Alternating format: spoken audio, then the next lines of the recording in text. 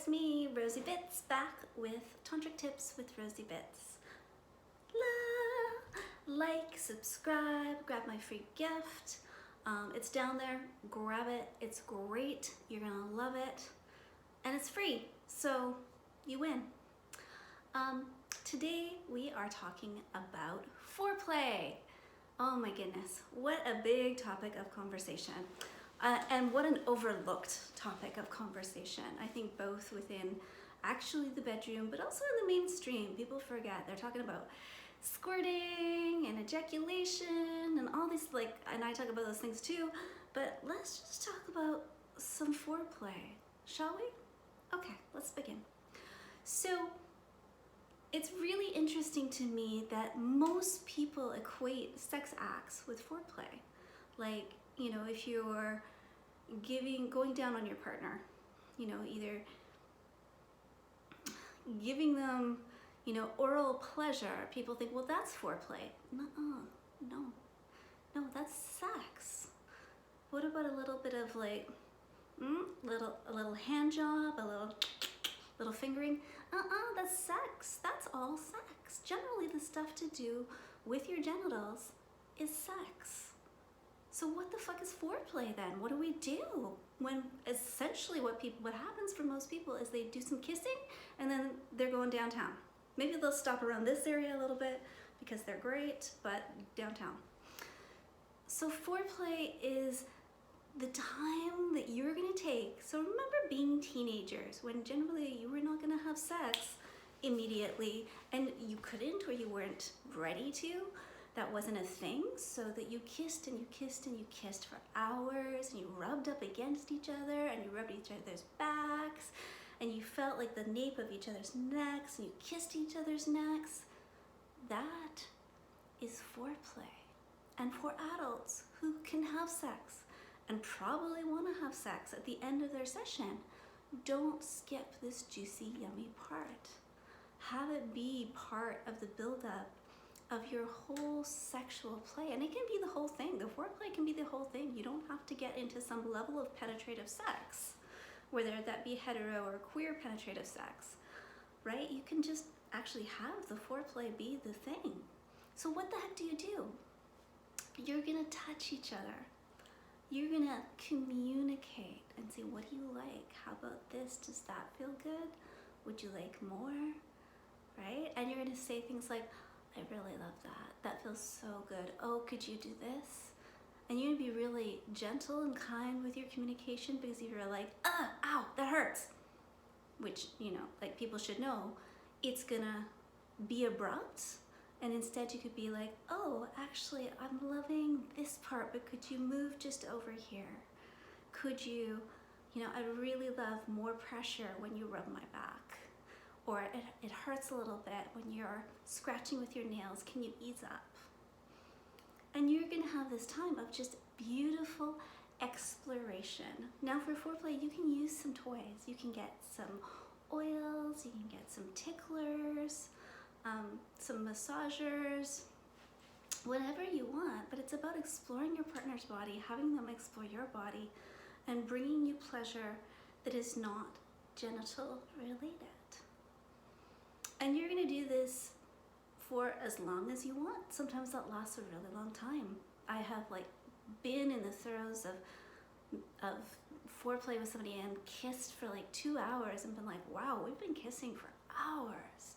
And it's been just so delicious. And then moved to like kissing each other's bodies, stroking each other's bodies, massaging each other, slowly taking off each other's clothing, smelling each other, looking and appreciating. That's part of foreplay too, is when you take your partner's clothes off or they take their clothes off and you see them and you can say to them, oh, wow, I am feeling so aroused looking at you.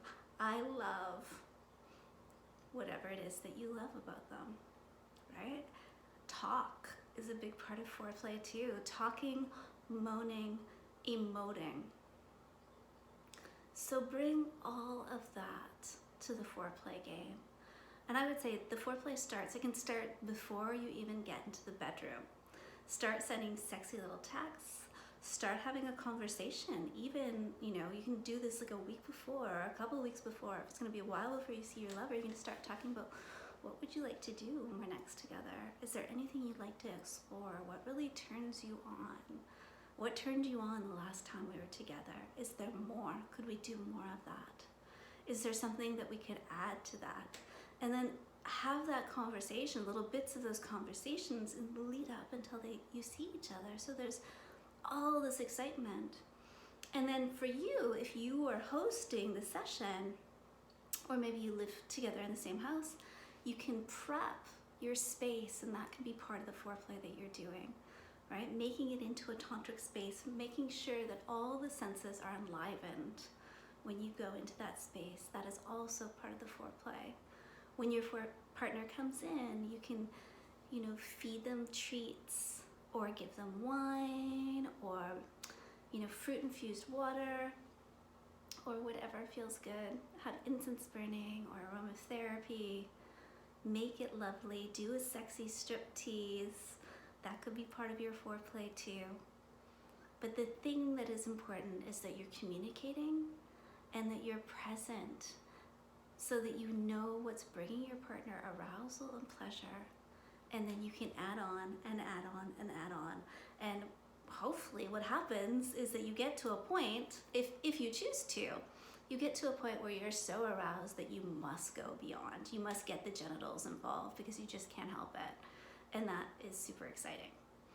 And then also for yoni owners, it gives yoni owners that 20 to 45 minutes for their vaginas to fill with blood, to completely become engorged, so yoni owners can be having sex with their full heart on. Yay! And for penis owners, for lingam owners, your erection may ebb and flow through that whole time, or maybe you won't get a full erection because it's not in a sense going to arouse you in the same way, but emotionally, and you know, you can still have great arousal with a soft cock. So know that that is going to all be happening, and that's okay. You don't have to have a raging horn on for the whole time. Yoni owners can have that slow build up, and it's beautiful. You come together, you enjoy, you communicate, you build all that sexiness, doing multiple things that feel good, right? And I think, like, again, bringing in those five senses. So sight, I'm looking at my partner, I'm also letting them know, so that would be sound as well, what I love, how aroused I am. I'm moaning, letting my pleasure being known. So sight and sound, we've got covered there.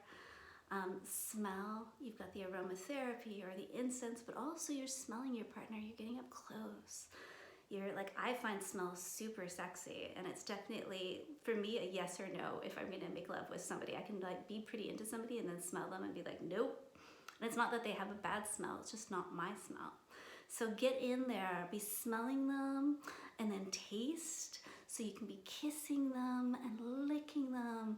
And I love it when during foreplay, because of course it's so great to have your genitals kissed and licked and taste, but you know, find other places that are arousing.